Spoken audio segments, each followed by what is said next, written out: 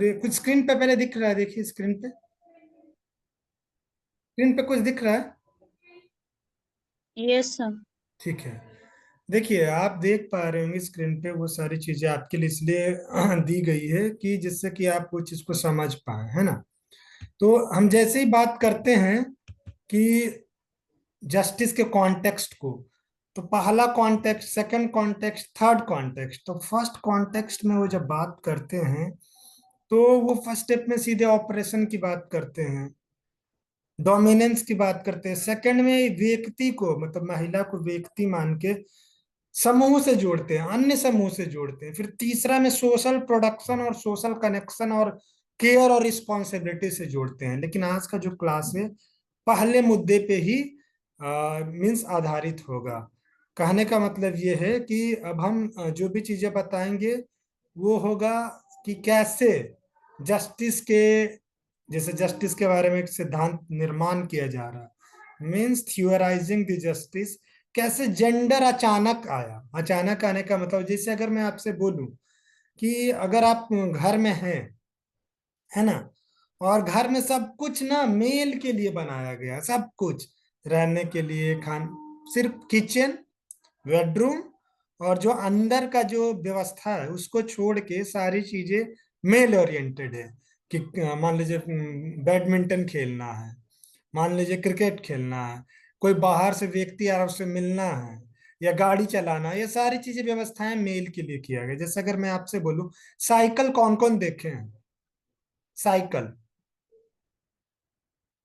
Sir देखे हैं। ठीक है। साइकिल में क्या अंतर, आप किस तरह के साइकिल देखे हैं? क्या क्या अंतर है साइकिल में?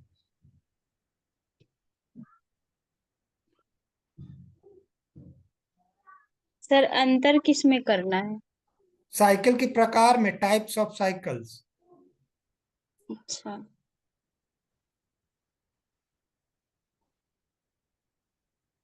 सर साइकिल के दो पहिए होते हैं। नहीं, देखिए पहले जो साइकिल आता था वो सिर्फ मेल के लिए आता था, क्योंकि उनका पहनावा वैसा रहता था। तो बीच में ना रॉड रहता था सीट, और जो उनका जो हैंडल है उसके बीच में एक ऐसे रॉड होता था। तो वो लगता था कि मेल का पहनावा वैसा है, वो पजामा पहनता है या पैंट पहनता है या उस तरह के पहनावे पहनता है, तो इसलिए वो सुटेबल था। लेकिन जैसे वीमेन भी चलाने की बात करने लगी तो उनके लिए अलग आया कि नहीं, वो बीच वाला रॉड हटा दिया गया। इज इट सो और नॉट? सर हाँ, स्कूटी है उस टाइप का। स्कूटी भी और साइकिल भी है। जैसे मैं घर में देखता हूँ कि एक साइकिल जो हम लोग चलाते थे वैसा टाइप है, लेकिन जो लड़की वाला साइकिल है वो बीच में रॉड नहीं। तो कुछ इसी तरह का है कि जब साइकिल मीन्स सिर्फ मेल के लिए होता था, जहाज मीन्स मेल के लिए होता था, कार मतलब फिर सिर्फ मेल के लिए होता था। लेकिन जहां अचानक फिट करने की बात है कि अचानक अरे अब बहुत लड़ाई हो रहा, उनको भी कुछ देना पड़ेगा, तो अचानक कुछ ऐसा चेंज कर दिया गया और उनको बोले लो अब आपके लिए भी है। लेकिन हो सकता है उनके लिए वो फुल रूप से सुटेबल ना हो। उसी बात को ये बात कह रहे हैं मिचेल, डोनेल मिचेल उसी बात को रखना चाहते हैं कि ये जो जस्टिस थियोराइजिंग जो है, जस्टिस थियोराइजिंग है। एक मिनट रुकिएगा, कुछ एक मिनट लाइन पे रहिए, सब लोग यहीं पे रहिए।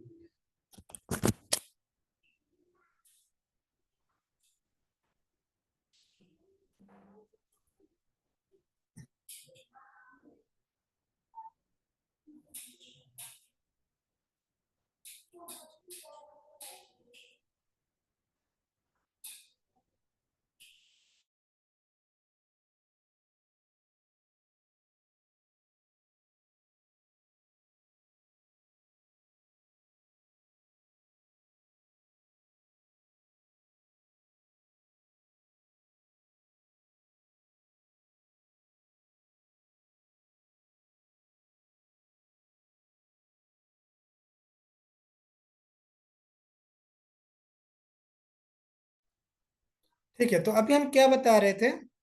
हाँ, कि जिस तरह से सोसाइटी में क्या है कि साइकिल की व्यवस्था है। तो प्रारंभ में जो साइकिल था वो क्या था? मेल के लिए सिर्फ था। उसी तरह सारी व्यवस्थाएं मोटा मोटी मेल के लिए था। लेकिन जब मांग बढ़ने लगी तो बोले कि मैं अभी साइकिल पढ़ने जाना है, किसी को स्कूल जाना है, और साइकिल बहुत सस्ता साधन है, मेरा पेट्रोल का चलता है, व्यक्ति अपने ही दम से चलाता है, तो लगा कि साइकिल सबसे सस्ता है। तो नीतीश कुमार ने महिलाओं के लिए खूब साइकिल बांटी। बांटी कि नहीं? किनको किनको मिला था नीतीश कुमार के द्वारा साइकिल? कौन कौन साइकिल योजना में जरूरी मिला होगा किसी? स्कॉलरशिप आए मिला, थे। मिला था। तो अचानक ये हम्म। इसको सबसे सच्चा सस्ता साधन माना गया, और बोला गया क्या कि अब महिलाओं को ही पढ़ने जाना है दूर दूर, तो साइकिल देना पड़ेगा क्योंकि सस्ता है। तो नीतीश कुमार ने महिलाओं को पढ़ाने के लिए, स्कूल तक पहुंचाने के लिए साइकिल योजना निकाला और लाखों साइकिल बांटे। तो मैं किसी सरकार की बड़ाई नहीं कर रहा हूँ, न्यूट्रली एक्सप्लेन कर रहा हूँ। तो मेरा ये कहना है कि जिस तरह से मांग बढ़ी, बोला कि अब महिलाओं को भी पढ़ना है, महिलाओं को भी अधिकारी बनना है, महिलाओं को भी उससे तमाम चीजें करनी है जो मेल करते आ रहे हैं, जो पुरुष करते आ रहे हैं। जैसे अगर बात देखिए, शूटिंग, शूटिंग सिर्फ पहले मेल करता था। एक मूवी थी वो कुछ ही दिन पहले आई थी, तो उस मूवी में यही दिखाया गया कि महिलाओं को घर से बाहर नहीं जाने दिया जाता था। तो अब अचानक तो कुछ भी व्यवस्थाएं में परिवर्तन, तो सेम तरीका से जस्टिस में हुआ। जब जस्टिस में महिलाओं को ध्यान में रखकर थ्योरी लिखा जाने लगा, थ्योरी ऑफ जस्टिस लिखा जाने लगा, तो बोला कैसे इनको फिट कराया जाए, कैसे, जैसा पब्लिक टॉयलेट है, तो public toilet means male toilet होता था, विमेंस टॉयलेट होता ही नहीं था। अभी भी यही देखा जा रहा है नवादा में। मैं महिलाओं के लिए कभी कहीं पब्लिक में टॉयलेट ही नहीं देखा हूँ। और लेकिन उनको मिलना चाहिए टॉयलेट, तो अब कैसे सेट किया जाए, कुछ न कुछ तो व्यवस्था किया जाए। तो अचानक आनंद फनन नहीं, एक ही दिन में करना है, तो व्यवस्थाएं अच्छी से नहीं होंगी। तो उस तरह से जब नारीवादियों की मांग बढ़ने लगी और बोला गया कि इनके लिए सिद्धांत बनने चाहिए, नारियों को ध्यान में रखकर न्याय के सिद्धांत का निर्माण होना चाहिए, theorizing of justice by keeping the women's in context, women's in the center, women's in the discussion, women's in the debate, then there is a disruption। अचानक उनको लाया गया, तो वो अचानकपन दिखता है। और वो अचानकपन दिखने के कारण, जैसे हर जगह मैं जैसे बताता हूँ ना, अगर मैं एक लाइन पढ़ा, मैं भी जब शुरू शुरू पढ़ता था तो मेरा क्या मानना था कि लगता है कि मैं ऐसा सोच रहा हूँ, ऐसा कोई सोचा नहीं, जैसे मैं ऐसा ये सोचता था। जब मैं एमए में पढ़ रहा था तो लिखता, बहुत सारे लाइन सुनता था, जैसे मैं बार बार आपको रिपीट भी किया हूंगा, प्लेटो का लाइन है कि state is nothing but man rate large. ये कौन कौन ये लाइन सुने, मैं बार बार क्लास में बोला हूँ, state is nothing but man writ large. सुना है आपने ये सारी चीजें? Yes sir. तो मैं ये जब पढ़ता था तो लगता था अरे ये तो ग्रामर में जानता था, मैन मतलब सिर्फ मेल लोग, पुरुष लोग। तो हम्म। ये प्लेटो कैसे बात कर रहा है, ये महिलाओं को तो लिखने में ला ही नहीं ला रहा है, तो फिर ये तो बड़ा ही। लेकिन जब मैं धीरे धीरे पढ़ना शुरू किया तो बोला नहीं, बहुत सारे थिंकर ऐसी बात कहे हैं जो मैं इस क्लास में बता रहा हूँ। तो जब मैं ये सारी चीजें पढ़ना शुरू किया, बोला नहीं, ये मैं इकलौता व्यक्ति नहीं हूँ, इसके पहले बहुत सारे लोग, जैसे आई एम यंग ने सोच लिया है, वो पढ़ा है, और बहुत सारी नारीवादी विचारकों ने इस पे भी चर्चा किया कि जब लिखने में मेन लिख रहे हो, वीमेन इंक्लूड ही नहीं करो, तो जस्टिस खाक दोगे। तो जब थ्योराइज करेंगे और मेन कोई आधार बना के बोलेंगे महिलाओं को जस्टिस मिल रहा है, तो ये कैसे होगा? तब इसलिए जब आनन फानन में महिलाओं को आधार बना के जस्टिस पे बातें कही जाने लगी, बातें लिखी जाने लगी, सिद्धांत का निर्माण किया जाने लगा, तो अचानक बहुत दिक्कतें आने लगी। साइटेशन ला रहे हैं, और वो विमेन के कॉन्टेक्स्ट में साइटेशन ही नहीं, सब जगह मेन मेन मेन, इंडिविजुअल तो दूर की बात है। तो धीरे धीरे, जैसे आपने देखा होगा, मैं बार बार कॉलेज में जो स्पोर्ट्स के बहुत सारी चीजों में भाग लिए होंगे, अगर मेरे द्वारा कुछ अगर बताया गया गया होगा, ब्रीफिंग दिया गया, तो मैं पर्सन सबका इस्तेमाल करना चाहता हूँ, चेयर पर्सन, स्पोर्ट्स पर्सन। ऐसा क्या आपने ये ध्यान दिया है या नहीं? Yes sir. अगर अगर नहीं ध्यान दिए तो हमेशा आप देखिएगा कि जब मैं विद्यार्थी सब मैं हमेशा इस्तेमाल करता हूँ, मैं कभी भी छात्राएं इस्तेमाल नहीं करता हूँ। क्यों नहीं करता हूँ? क्योंकि अगर मैं अपने ही विद्यार्थियों को महिला बना दूंगा, विमेन बना दूंगा, तो ये आगे जाके इनके साथ न्याय हो ही नहीं पाएगा। इसलिए मैं हर जगह विद्यार्थी शब्द का इस्तेमाल करता हूँ। इसका मेन कारण यही है कि जब तक डिबेट में महिलाओं को बराबरी नहीं मिलेगा, वो कहीं की नहीं रहेगी। इसलिए विद्यार्थी शब्द जेंडर न्यूट्रल है, ये मेल के लिए भी इस्तेमाल होता है, पुरुष के लिए भी।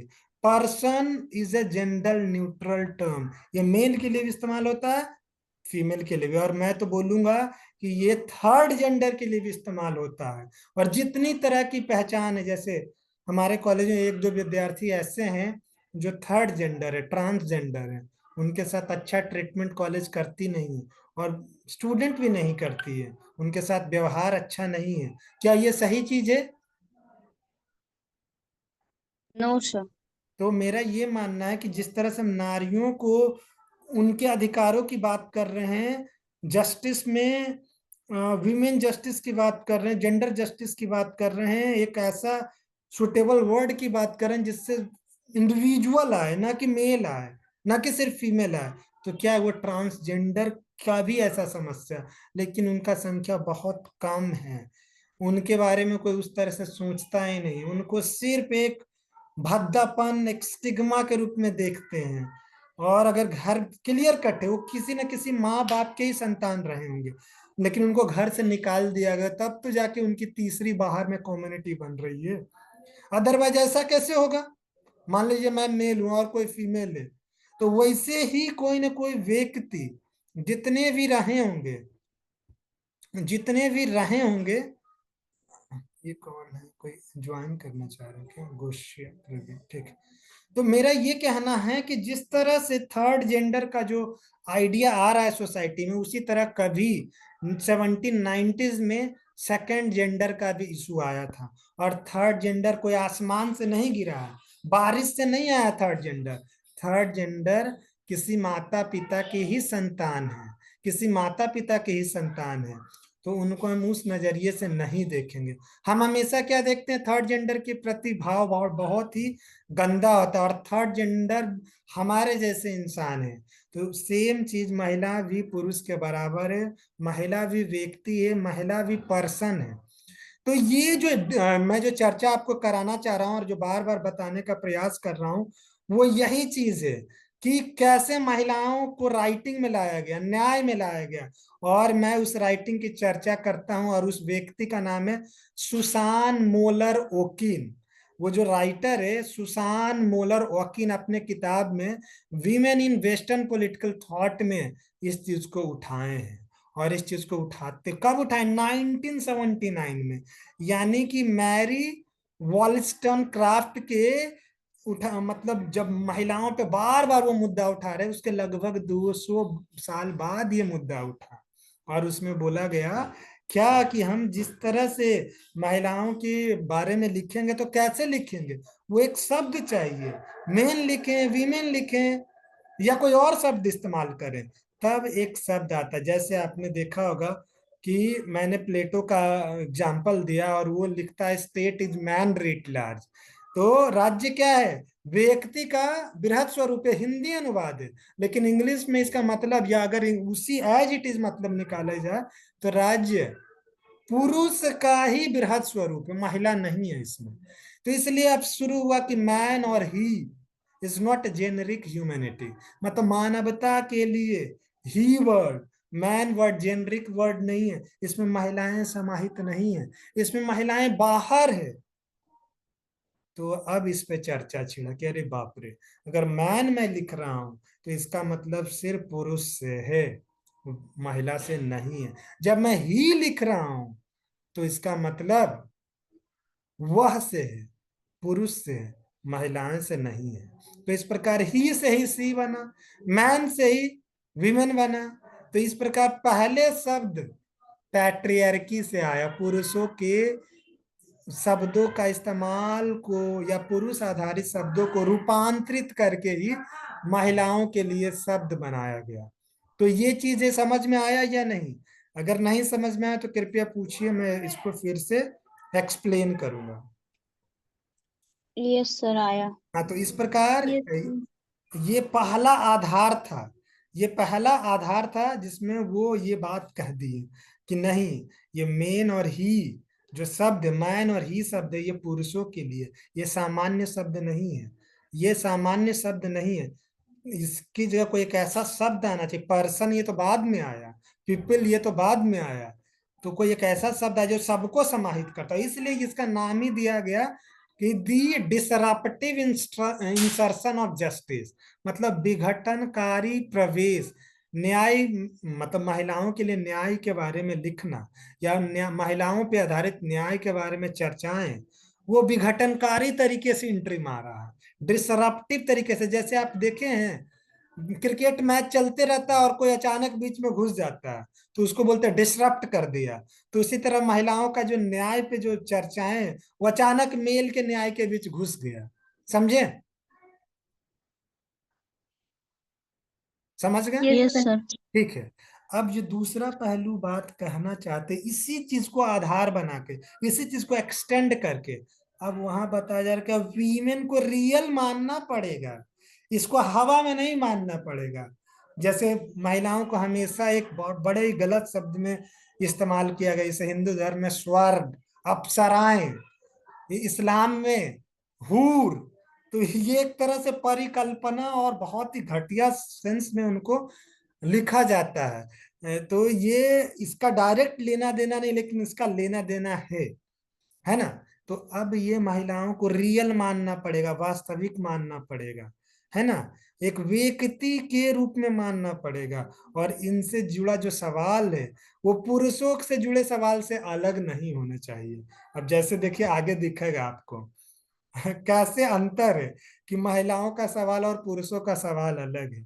ये कौन ये बात उठाते हैं? सेम ओकिन अपने 1979 के किताब में उठाते हैं। तो क्या उठाते हैं? अब देखिए, जितने भी बड़े बड़े व्यक्ति, मेल स्पेशली, और जो विचारक है, फिलोसफर है, दार्शनिक है, वो व्हाट आर मेन लाइक, ये शब्द इस्तेमाल कर, क्या पुरुषों के जैसा है, व्हाट इज मेन पोटेंशियल, क्या पुरुषों की क्षमताएं हैं।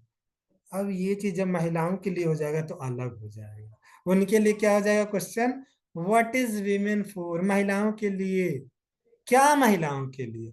तो ये जो सवाल करने का तरीका है विचारकों के द्वारा, फिलोसफर के द्वारा, सिद्धांत निर्माता के द्वारा, या सिद्धांत के सृजन करने वाला के द्वारा, those who are theorizing based on women justice, based on gender justice, is using the question for men and women differently, and that is the matter of concern, that is the matter of concern। और उस बात को उठाते हैं फिर आगे कौन? ओकिन। और उनका जो राइटिंग है, जो वर्क है, उस वर्क का नाम है, कार्य का नाम है justice, gender and the family.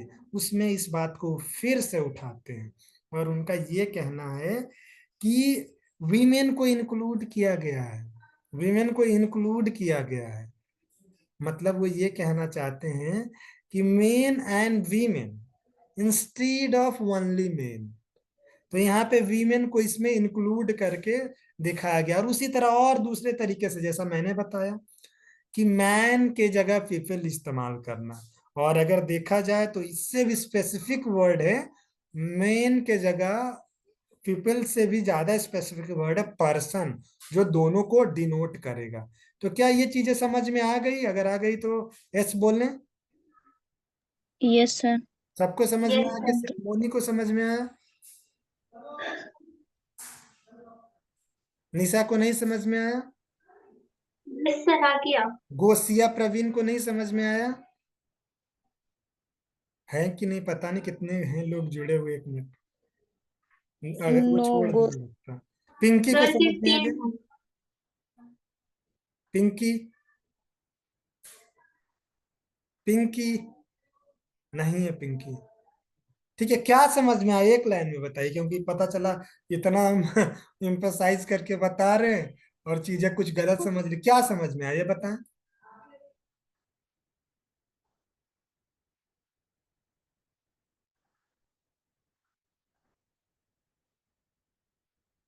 Sir एक,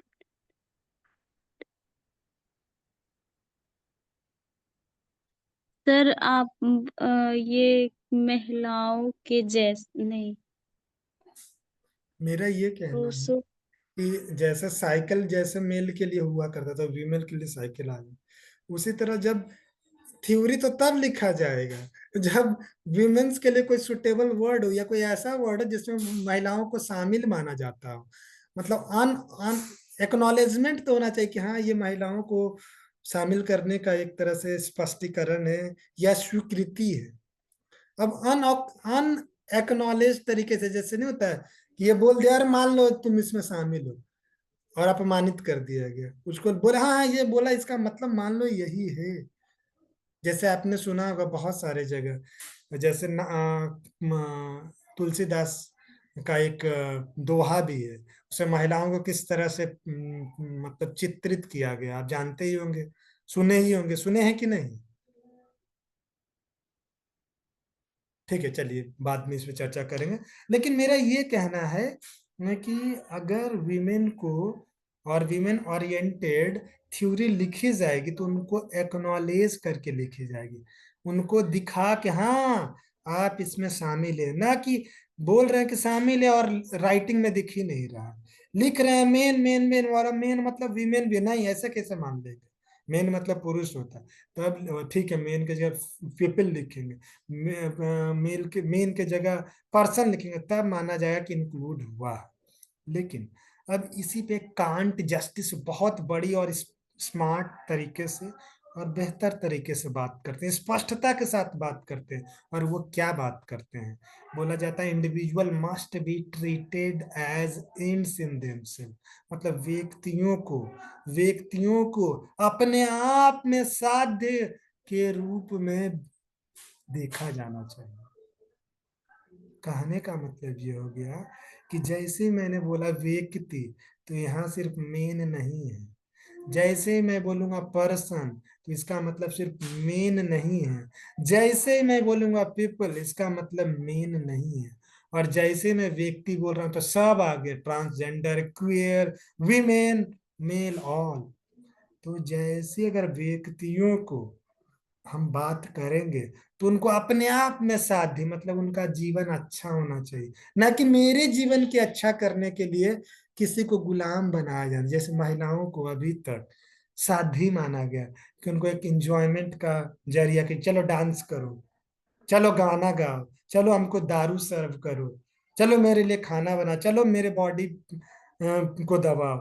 तो इट्स, ये एक तरह से क्या है, विमेन को द्वितीय दर्जे, सेकंड क्लास सिटीजन या सेकंड क्लास इंडिविजुअल या पर्सन माना गया, जिसमें उनको एक साधन माना गया। जैसे अगर मैं बोलूं, जैसे हमेशा वंश वृद्धि मेल करेगा, तो महिला जब तक लड़के को जन्म नहीं देगी तब तक वंश कैसे बढ़े? तो जैसे वो जन्म दी, प्रोडक्शन की, अब वो साइड हो गई, तो वो साधन हो गई ना, साध्य थोड़े हुई। लेकिन अगर महिला लड़का लड़की दोनों को जन्म दे रहा, और महिला भी शासक शासक हो सकती, पुरुष भी, तब ये साध्य हो जाएगा। क्या हो जाएगा? इंड्स हो जाएगा। लेकिन वो एक लड़के को जन्म दी और लड़की को भी, लेकिन लड़के चले गए मेन लाइन में राजा बनने के लिए, लेकिन लड़कियां नहीं। तो ये साधन हुई महिलाएं, साध्य नहीं हुई। Means women's are used as a means, not as an ends in themselves। ये चीजें किनको समझ में आई?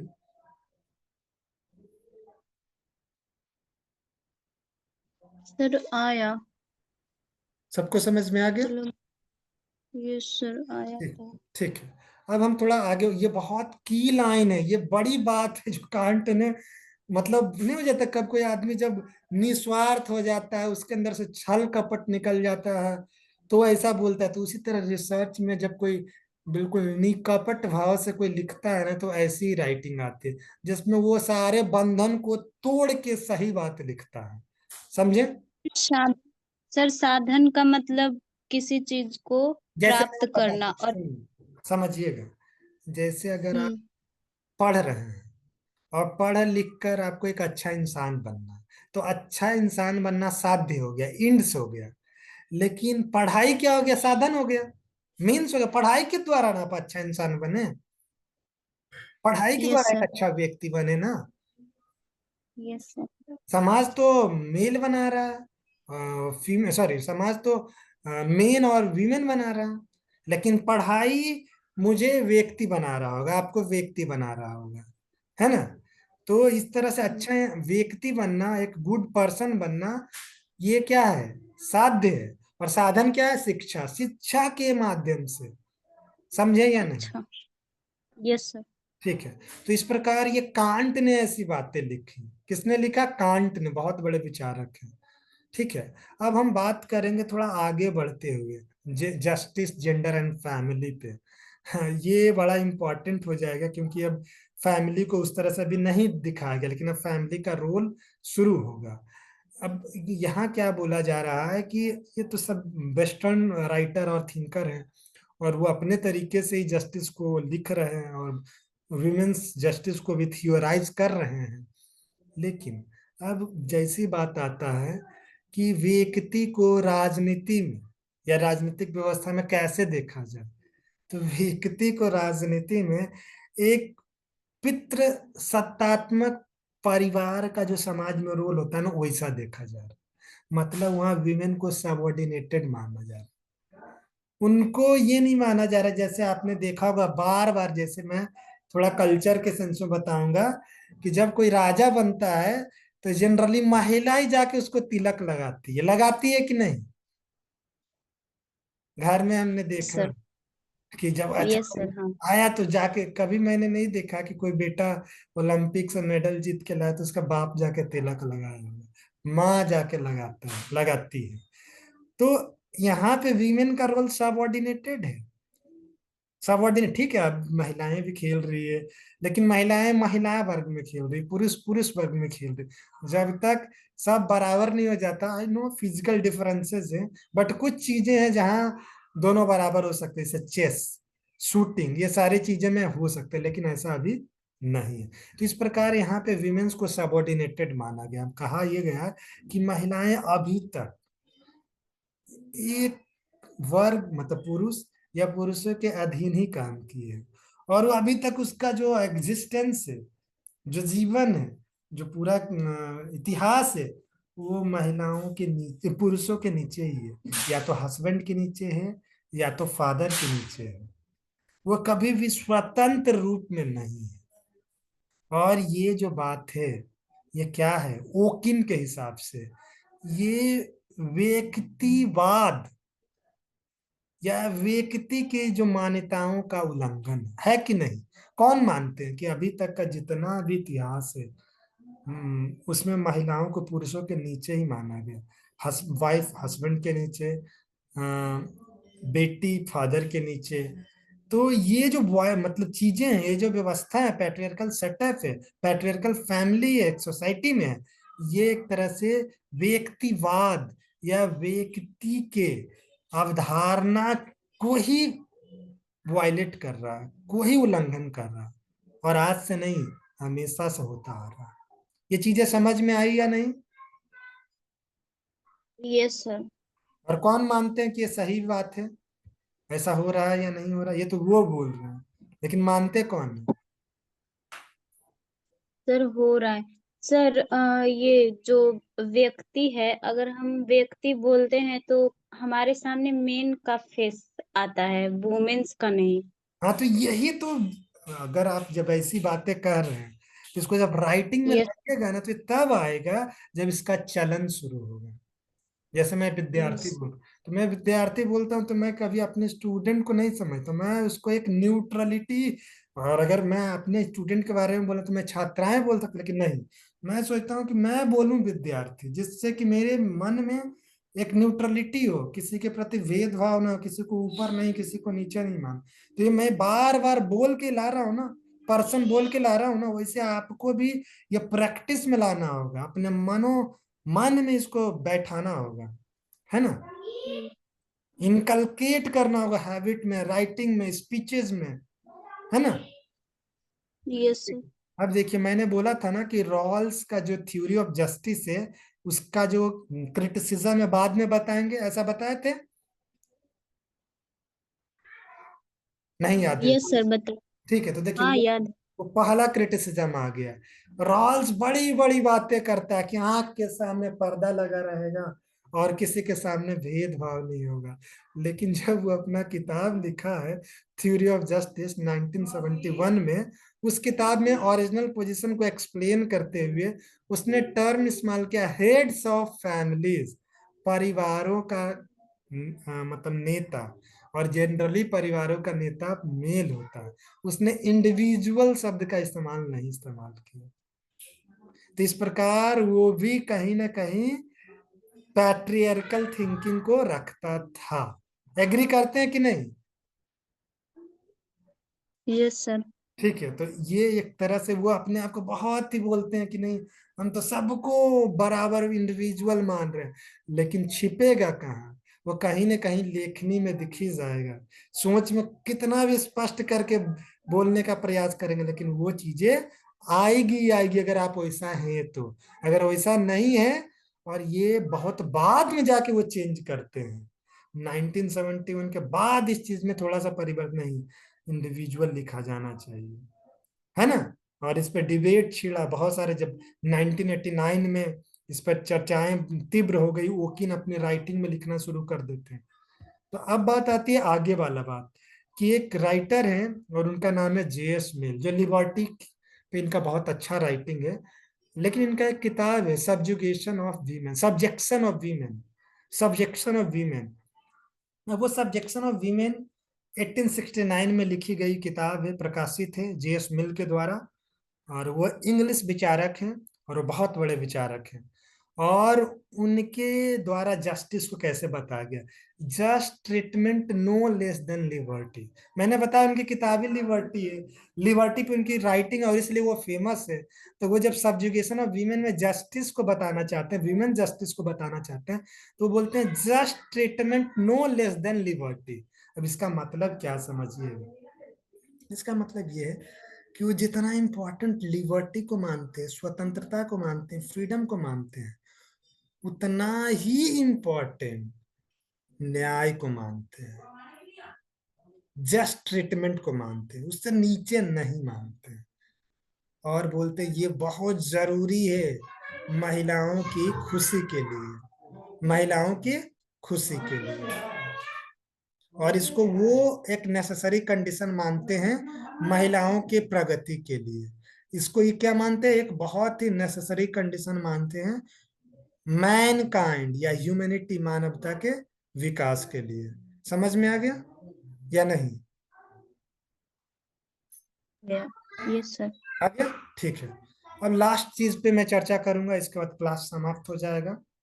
हाँ, ठीक है। मिल जिस तरह से और थिंकरों से, दो थिंकर दिखे, एक कांट और मिल, जो और थिंकरों से अलग दिखे और महिलाओं को बिल्कुल पुरुषों के बराबर मानने का वकालत किए, है ना। अब बात है कि लेकिन परिवार के बारे में, मतलब फैमिलीज वेयर फ्रिक्वेंटली अनजस्ट। जैसे घर में कोई निर्णय लेना तो बेटा को आगे कर देना, तो परिवार कर रहा है, एक व्यक्ति नहीं, परिवार का स्वरूप है वैसा कि बेटा को आगे कर दो। ये अनजस्ट फेयर, एक तरह से अनजस्ट मीन्स है, अनजस्ट एक्ट है। और अनजस्ट फैमिलीज को क्या बोला गया है, मिल औरों से अलग होते हुए इस तरह के परिवार को जो अपने व्यवहार में, अपने कृत्य में, अपने एक्शन में लड़कों को आगे कर देता हो, बिना कोई आधार का, बिना कोई रैशनैलिटी का, बिना कोई विवेक का, बिना कोई रीजन का, तो ऐसे फैमिली को क्या मानते हो, school of despotism, school of despotism. Despotism मतलब एक ऐसी व्यवस्था जहां एक वर्ग को दम दबा के रखा गया, किसी भी स्थिति में उसको उठने ही नहीं दिया जाए। जैसे कि अगर आपको बोल दिया जाए 50 किलो का, 30 किलो का बटखारा उठा लीजिए, वेट, और आप अरे हमसे दबे जा रहे हो, वैसा स्थिति है ना। समझे या नहीं? Yes sir. लेकिन उनके मिल के ऊपर बुराई क्या किया गया, वो ये बात तो बोल रहे हैं फैमिली में ये ऐसे एक्शन अनजस्ट है। लेकिन उन्होंने घर में जो काम काज है उसके बंटवारा पे कोई सवाल नहीं उठाते हैं, कि पोछा कौन मारेगा, मैगी कौन बनाएगा, कोई आएगा तो पानी जाके कौन देगा, बेडशीट कौन अरेंज करेगा, कौन नीचे पोछा मारेगा, कौन मतलब किचन साफ करेगा, कौन बर्तन साफ करेगा। इन सारे लेबर घर के अंदर जो डिवीजन है, डिवीजन ऑफ लेबर है, मेल और फीमेल मतलब मेन और वीमेन के बीच, उसके ऊपर वो साइलेंट, उस पे वो कोई सवाल नहीं उठाए, है ना। तो इसलिए मानना ये है कि जस्ट सोसाइटी तभी पॉसिबल है जब जो परिवारों में जो पैट्रियर्की और वो अनजस्ट एक्ट जो छिपा हुआ है ना, उसको खत्म ना कर दिया जाए। जब डिवीजन ऑफ लेबर पे बात हो जाए, स्कूल ऑफ डिस्पोटिज्म मतलब जो अनजस्ट फैमिली जो वो उसका खात्मा हो जाए या उसमें सुधार हो जाए, तभी ये महिलाओं को न्याय मिल सकता है। तभी महिलाएं क्या कर पाएगी, equality in politics, at work और एनी स्फीयर प्राप्त कर पाएगी। तो चीजें समझ में आ गया। Yes sir. सर यहाँ पे जेएस मिल जो है वो मतलब दबाने को किसको कह रहा है, वुमेन्स को? हाँ मतलब वो ये बता रहे हैं कि उन्होंने ये बताया कि घर में एक व्यवस्था है, जिस व्यवस्था में ये देखा गया कि फैमिली जब एक्ट करती है, फैमिली जब एक्ट करती है तो हमेशा ना पुरुषों को आगे रख के करती है। तो ये जो ऐसे जो घर हैं उसको वो स्कूल ऑफ डिस्पोटिज्म बोलते हैं। ठीक है, अब क्लास समाप्त हो जाएगा, 1 ही मिनट बचा हुआ। और कोई सवाल है तो लिख दीजिएगा, मैं अगले लेक्चर में पक्का बता दूंगा। Okay sir. ठीक है, okay, thank you for watching the class. Okay, bye. Thank you sir.